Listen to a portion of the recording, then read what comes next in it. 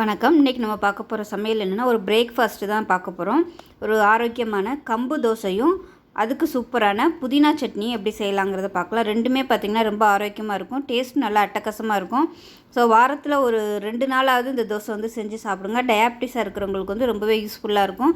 சின்ன குழந்தைகளுக்கும் அடிக்கடி கொடுத்திங்கன்னா உடம்பு நல்ல ஸ்ட்ரென்த்தாக இருக்கும். ஸோ வாங்க இந்த கம்பு தோசையும் புதினா சட்னியும் எப்படி செய்யலாங்கிறத பார்க்கலாம். இப்போ ஒரு மிக்சிங் பவுல் எடுத்துக்கலாம். இதில் வந்து இந்த டம்ளரில் இது வந்து 250 ml கரெக்டாக பிடிக்கும் நம்ம தண்ணி ஊற்றுறோம்னா. ஸோ அந்த மாதிரி டம்ளர் தான் இது. இதில் வந்து 1 டம்ளர் அளவுக்கு கம்பு எடுத்துருக்கேன். நீங்கள் வேறு எந்த கப்புனாலும் மெஷரிங் வந்து எடுத்துக்கலாம். 1 டம்ளர் இட்லி அரிசி சேர்த்துக்கலாம். இப்போ 1 டம்ளர் கம்பு 1 டம்ளர் அரிசி சேர்த்தாச்சு. உளுந்து வந்து ஒரு 1/2 டம்ளர் சேர்த்துக்கலாம். இப்போ இதில் வெந்தயம் சேர்த்துக்கலாம். இந்த அளவுக்கு மட்டும் சேர்த்துக்கோங்க, ரொம்ப சேர்த்துற வேணாம். ஏன்னா சிறுதானியம் வந்து ரொம்பவே புளிக்கும். நம்ம வெந்தயம் வந்து நிறைய சேர்த்துட்டோம்னா ரொம்ப புளிக்க ஆரம்பிச்சிடும். இது வந்து வாசனைக்காக மட்டும்தான். இது விருப்பம் இருந்தால் சேர்த்துக்கோங்க, இல்லைன்னா வேணாம். இப்போ இது நல்லா 2-3 தடவை அலசிட்டு பார்க்கலாம். இப்போ நல்லா அலசியாச்சு. தண்ணி வந்து நல்லா வெள்ளையாக வர அளவுக்கு நல்லா பிசைஞ்சு கழுவணும். அப்போ தான் அதில் உள்ள அழுக்கு எல்லாமே போகும். இப்போ வந்து தண்ணி ஊற்றிக்கலாம். தண்ணி ஊற்றியாச்சு. இது வந்து நல்லா ஒரு 3 மணி நேரம் ஊறட்டும். ஊறினதுக்கப்புறம் பார்க்கலாம். இப்போ இது எல்லாமே நல்லா ஊறிடுச்சு. நான் வந்து கொஞ்சம் நிறைய போட்டதுனால கிரைண்டரில் போட்டு அரைக்க போகிறேன். நீங்கள் வந்து கொஞ்சமாக போட்டால் மிக்சியிலே தாராளமாக போட்டு அரைச்சிக்கலாம். இப்போ இது எல்லாத்தையும் அரைச்சிட்டு பார்க்கலாம். இப்போ பாருங்கள், மாவு வந்து நல்லா ஆட்டிட்டேன், உப்பு போட்டு கரைச்சி வச்சுட்டேன். இது வந்து நான் கூட அளவு எடுத்துருந்ததுனால மாவு வந்து ஃபுல்லாக இருந்துச்சு. அதனால் இது பாதி வந்து இதில் மாற்றிருக்கேன். இது வந்து புளிக்க விடாமல் ஃப்ரிட்ஜில் வந்து நான் தூக்கி வச்சுருவேன். ஏன்னா நைட்டுக்கு பார்த்திங்கன்னா நாங்கள் 3 பேர் தான், நானும் பையன் ஹஸ்பண்ட் 3 பேர் தான். 3 ஹாஸ்டலில் இருக்கிறதுனால மாவு வந்து நிறைய வந்துடும். ரொம்ப புளிச்சு போச்சுன்னா அப்புறம் நல்லா இருக்காது. இது வந்து சிறுதானியம் வந்து எப்போயுமே சீக்கிரமாகவே புளிக்க ஆரம்பிச்சிடும். அதனால் இது வந்து நான் புளிக்க விடாமல் ஃப்ரிட்ஜில் வச்சுட்டு இது வந்து நைட்டுக்கு எடுக்கிறதுக்கு கரெக்டாக இருக்கும். நான் இப்போ ஆட்டி கரைச்சி எடுத்து வைக்கிறதுக்கு பார்த்திங்கன்னா மணி 3. இப்போ 3 மணிலேருந்து ஒரு 8 மணி வரை புளிக்க விட்டால் போதும். 4 மணி நேரம் 5 மணி நேரம் புளிச்சா போதும். அதிலே பார்த்திங்கன்னா நல்லா புளிப்பு ஏறிடும். நம்ம பகல் இந்த சிறுதானியங்கள் வந்து எப்பவுமே நீங்கள் பகலில் ஆட்டிக்கிறது நல்லது. ஏன்னா டக்குன்னு சீக்கிரமாகவே பொங்கி வந்துடும். நம்ம நைட்டில் எதுவும்னா ரொம்ப அப்படியே புளிச்சு போயிடும். பகலில் ஆட்டி வச்சோம்னா டக்குன்னு நம்ம பார்த்து உள்ளே ஃப்ரிட்ஜில் எடுத்து வைக்கிறதுக்கு கரெக்டாக இருக்கும். இப்போ இது வந்து ஒரு 8 மணி வரைக்கும் புளிக்கட்டும். புளிச்சதுக்கப்புறம் பார்க்கலாம். இப்போ ஒரு பேன் எடுத்துக்கலாம். பேன் சூடானதும் இதில் தேவையான அளவுக்கு எண்ணெய் சேர்த்துக்கோங்க. எண்ணெய் சூடானதும் 3 டேபிள் ஸ்பூன் கடலைப்பருப்பு எடுத்திருக்கேன். இதை சேர்த்து பொன்னிறமாக வறுத்துக்கலாம். கடலைப்பருப்பு சேர்க்கும்போது அடுப்பு வந்து மீடியமாக வச்சுக்கோங்க, சட்டுன்னு கரியிரும். லேசான சூடு இருக்கும்போதே கடலைப்பருப்பு வந்து சேர்த்துருங்க. இப்போ கடலைப்பருப்பு லைட்டாக பொரிய ஆரம்பிக்குது. இப்போ இதில் காரத்துக்கு தேவையான அளவுக்கு 2 பச்சை மிளகாய் வந்து உடச்சிட்டு சேர்த்துக்கலாம். எப்போயுமே பச்சை மிளகாய் வந்து உடச்சிட்டு சேர்த்துக்கோங்க, இல்லைன்னா அது எண்ணெயில் வந்து ஊறி வெடிக்க ஆரம்பிச்சிடும். அதனால் எப்போயுமே 2ஆக உடச்சிட்டு சேர்த்துக்கோங்க. அது கூடவே ஒரு 4 வரமிளகாயும் சேர்த்துருக்கேன். அதோட 2 பூண்டு பல்லும் சேர்த்துருக்கேன். இப்போ இது எல்லாமே நல்லா வதக்கியாச்சு. இதில் ஒரு கைப்பிடி அளவுக்கு கொத்தமல்லி சேர்த்துக்கலாம். அதோட மீடியம் சைஸாக ஒரு பெரிய வெங்காயம் சேர்த்துருக்கேன். இதுக்கு பதிலாக நீங்கள் சின்ன வெங்காயம் வந்து ஒரு 15 சின்ன வெங்காயம் சேர்த்துட்டிங்கன்னா டேஸ்ட் வந்து இன்னும் நல்லா அட்டகாசமாக இருக்கும். இப்போ வந்து காரம் பத்தாத மாதிரி தோணுச்சு, அதனால் ஒரு பச்சை மிளகா வந்து நான் எக்ஸ்ட்ரா சேர்த்துருக்கேன். இப்போ இது எல்லாத்தையும் நல்லா வதக்கணும். மீடியமான ஃப்ளேம்லேயே வச்சுக்கோங்க, இல்லைன்னா கடலைப்பருப்பு வந்து சட்டுன்னு கருகி போயிடும்.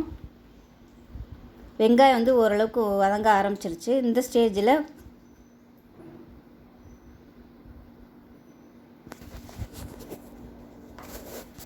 மீடியம் சைஸாக 2 தக்காளி சேர்த்துக்கலாம். அதோட சின்ன துண்டு வந்து புளி சேர்த்துக்கலாம். இப்போ இது எல்லாமே நல்லா வதங்கணும். இப்போ தக்காளி வதங்குறதுக்கு உப்பு சேர்த்துக்கலாம். உப்பு சேர்த்தோம்னா தான் தக்காளி வந்து சீக்கிரம் மசியும். இப்போ தக்காளி லேசாக மசிய ஆரம்பிக்கும் போது நல்லா ஒரு 2 கைப்பிடி அளவுக்கு புதினா சேர்த்துக்கலாம். எப்பவுமே இந்த மாதிரி புதினா சட்னி வைக்கும்போது ஒரு கைப்பிடி அளவுக்கு கொத்தமல்லியும் சேர்த்திங்கன்னா தான் நல்லாயிருக்கும். இல்லைன்னா புதினா வந்து லைட்டாக ஒரு கசப்பு தன்மை கொடுக்கும் வெறும் புதினா மட்டும் சேர்த்தோம்னா. அதனால் எப்பயுமே கொஞ்சமாவது கொத்தமல்லி சேர்த்துக்கோங்க. இப்போ இந்த புதினா இலை வந்து நல்லா வதங்கி வர அளவுக்கு வதக்கி விட்டுக்கலாம். இப்போ இது நல்லா வதங்கி வந்ததும் கேஸ் அமர்த்திடலாம். அமர்த்திட்டு ஆறுனதுக்கப்புறம் நல்லா நைஸாக அரைச்சிக்கலாம். பாருங்கள், சட்னி நல்லா அரைச்சாச்சு. இப்போ பாருங்கள், தாளிப்பு வந்து கொடுத்துக்கலாம். கடுகு, உளுந்து, கருவேப்பிலை, பெருங்காயம் போட்டு தாளிச்சதை இதில் சேர்த்துக்கலாம். இப்போ வந்து கலந்து விட்டுக்கலாம். இது வந்து தாளிக்காமையும் சாப்பிட்லாம், நல்லா இருக்கும் டேஸ்ட்டு. தாளிச்சும் சாப்பிட்லாம். அருமையான புதினா சட்னி ரெடி ஆயிடுச்சு, தேங்காய் இல்லாமல். வேணும்னா இன்னுமே நீங்கள் தண்ணியாக வச்சுக்கிறதுனால வச்சுக்கலாம். அது நல்லா கெட்டியாக இருக்குது.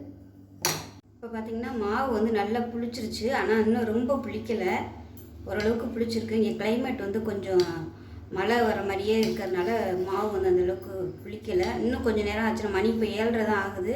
இன்னும் ஒரு 8-9 மணி போல் பார்த்திங்கன்னா நல்லா புளிச்சிரும். இப்போ நான் வந்து இந்த அளவுக்கு எனக்கு போதும், அதனால் நான் இப்போ வந்து தோசையை ஊற்றுறேன்.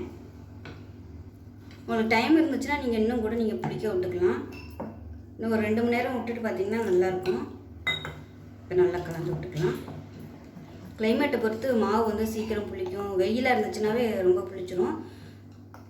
இங்கே வந்து மழை வர மாதிரி மேகமாகவே தான் இருக்குது. வெயில் அந்த அளவுக்கு இல்லை, அதனால் கிளைமேட் இதாக இருக்கனால மாவு இன்னும் புளிக்கலை. நல்லா தோசை ஊற்றுற அளவுக்கு கலந்துக்கலாம். கல் நல்லா சூடாயிருச்சு. லைட்டாக எண்ணெய் தேய்ச்சிக்கோங்க.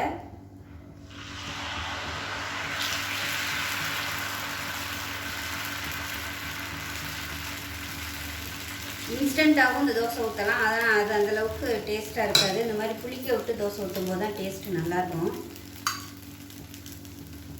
நான் வந்து நெய்யும் எண்ணெயும் கலந்து வச்சுருக்கேன். இப்போ பாருங்கள், தோசை நல்லா அருமையாக வந்துடுச்சு. இப்போ நல்லா வெந்துருச்சு, எடுத்துடலாம். பாருங்கள், கலர் சூப்பராக வந்துருக்கு பாருங்கள். இதே மாதிரி இன்னொரு தோசை ஊற்றிக்கலாம்.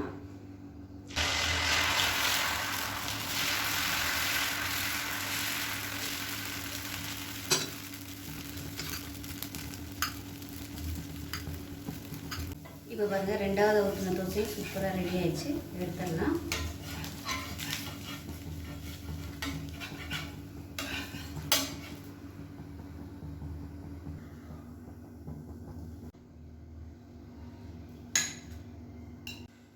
இப்போ பாருங்கள், அருமையான ஆரோக்கியமான கம்பு தோசையும் புதினா சட்னியும் ரெடி ஆயிடுச்சு. ரெண்டுமே ரொம்ப ஆரோக்கியமாக இருக்கும். நீங்கள் வந்து காலை உணவாகவும் எடுத்துக்கலாம், நைட்டுக்கு கூட நீங்கள் அதை செஞ்சு சாப்பிட்லாம். டயாபிட்டிஸாக இருக்கவங்க கூட இதை வந்து ரெகுலராக எடுத்து சாப்பிட்லாம். ஒரு 2 நாளைக்கு வந்து இந்த மாவை வந்து நம்ம ஃப்ரிட்ஜில் வச்சு யூஸ் பண்ணிக்கலாம். ஸோ ரொம்பவே ஆரோக்கியமாக இருக்கும். இந்த கம்பு மாவில் பார்த்திங்கன்னா வெள்ளை அரிசி யூஸ் பண்ணியிருக்கேன். அதுக்கு பதிலாக டயாபிட்டிஸ் இருந்திங்கன்னா நீங்கள் அதுக்கு பதிலாக நீங்கள் மட்டை அரிசி கூட யூஸ் பண்ணிக்கலாம். அதுவுமே ரொம்ப ஹெல்த்தியாக இருக்கும். ஸோ இதே மாதிரியே செஞ்சு பாருங்கள். செஞ்சு பார்த்துட்டு எப்படி வந்துச்சுங்கிறத சொல்லுங்கள். வீடியோ பிடிச்சிச்சின்னா லைக் பண்ணுங்கள், கமெண்ட் பண்ணுங்கள், சேனலை சப்ஸ்கிரைப் பண்ணுங்கள், பக்கத்தில் உள்ள பெல் பட்டனையும் ப்ரெஸ் பண்ணுங்கள். நன்றி.